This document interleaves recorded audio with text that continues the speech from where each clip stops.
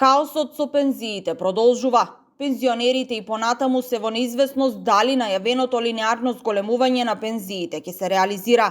Поради тоа, во понеделник, 1 декември со почеток во 11 часот, пензионерите од цела држава ќе протестираат пред Уставниот суд во Скопје.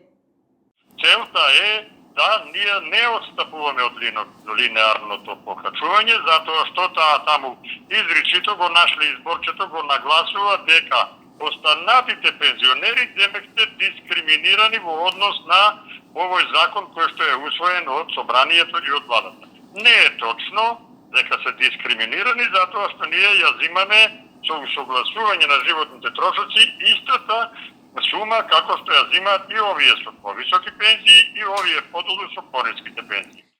Од фондот на пензиско и инвалидско осигурување смируваат. Оттаму потенцираат дека исплатата на пензиите се одвива нормално и веќе на 1 декември пензионерите ќе ја добијат ноемвриската пензија, зашто вкупно ќе се исплатат средства во висина од 9 милиарди 297 милиони 493 427 денари. Пензионерите треба да бидат спокојни, бидејќи владата ја гарантира исплатата на пензиите и тука не треба да има никаков сомнеш или страф дека пензии нема да има. Фондот на ПИОМ во координација со владата исплатата ја врши секој први во месецот и истото ќе продолжи да го прави и во 2026 година.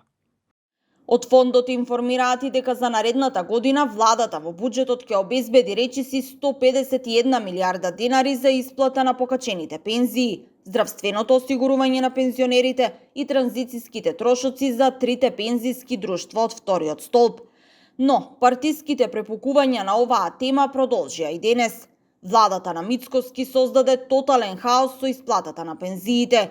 Освен што ги излажа пензионерите, сега се обидува вината да ја префрли на некој друг.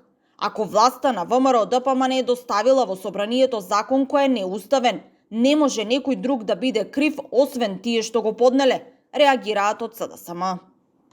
Прашањето е дали намерно ДПМН им го прави ова на пензионерите. Факт е дека методологијата за усогласување на пензиите ќе донесеше повеќе пари кај пензионерите, а немаше да ја доведе во прашање одржливоста на фондот, каде што дупката е над 1 милиарда евра. Дополнително, ДПМН исклучи 12.000 пензионери од усогласувањата и зголемувањето на пензиите согласно Законот за пензиско и инвалидско осигурување. Премиерот Мицкоски пак вели дека нема да го коментира тоа што го кажува СДСМ. Туку, како што рече, за многу кратко време ќе видиме кој го правил хаосот. Имам информација со кој е отпочната постапка и дека судијата известувач ставил подпис на конечниот извештај со кој што се укинува линеарното зголемување на пензиите за пензионерите од следниот месец. Дали тоа ќе се случи, ќе видиме наскоро. Дали сум бил во право, дали информацијата била точна или не, многу скоро ќе добиеме одговор. Јас би сакал да не сум во право.